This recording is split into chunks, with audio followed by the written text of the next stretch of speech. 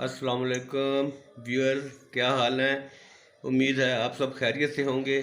आज मैं अपनी बेगम से पूछता हूँ कि आज क्या बनाने का प्रोग्राम है। तो हाँ जी, आप बताएं क्या बनाना है। हाँ जी, अस्सलाम वालेकुम। आज हम बनाएंगे टिंडे और चिकन।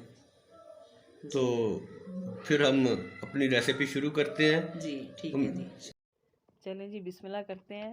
सबसे पहले प्याज, लहसुन, टमाटर इनको मोटा मोटा हम छील लेते हैं, काट लेते हैं।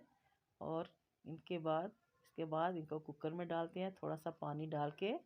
और इनको हमने गलाना है, क्योंकि चिकन का गोश्त जो है वो जल्दी गल जाता है। इसके बाद हम टिंडे काट लेते हैं, एक तकरीबन 4-4 पीस कर लेंगे।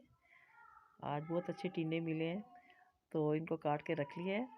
गोश्त भी हमने साफ़ करके रख लिया है। अब ये मसाला गल गया हमारा। इसको हम अच्छी तरह इसके साथ चम्मच के साथ मैश कर लेंगे, बिल्कुल बारीक हो जाएगा। इसके बाद नमक नमक डालें, और सुरख मिर्च, हल्दी और गरम मसाला ये डाल के आपने अच्छी तरह इसको भूनना है। और साथ ऑयल भी डालना है।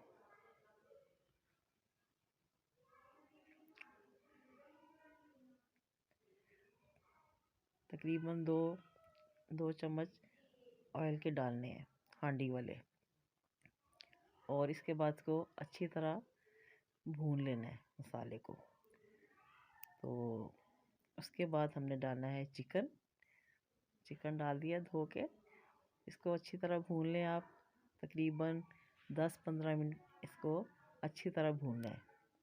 भूनने के बाद इसमें डालने हैं, हमने अपने टिंडे डालने हैं। तो अब तकरीबन भुन गया हमारा चिकन भुन गया हमारा। तो अब इसमें हमने टिंडे डाल दिए। तो इसको भी अच्छी तरह थोड़ा सा हमने भूनना है, क्योंकि सब्ज़ी को ज़्यादा नहीं भूनते, थोड़ा सा ही भुनेंगे बस। और इसके बाद जी इसमें डालेंगे हम पानी। जितना शोरबा आपने रखना है उतना आप पानी डाल दें इसमें। और पानी को ज़रा गर्म करके डालें तो वो ज़्यादा अच्छा होता है, सही तरह गल जाती है सब्ज़ी। तो ले जी, हमने पानी डाल दिया है।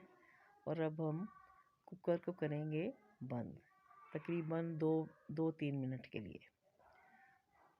जब वेट हिलेगा तो 2-3 मिनट रखना है। और उसके बाद उसमें हमने कसूरी मेथी डाली है, और गरम मसाला भी डाला है। और अब देखें कितना अच्छा इसका जायका लग रहा है।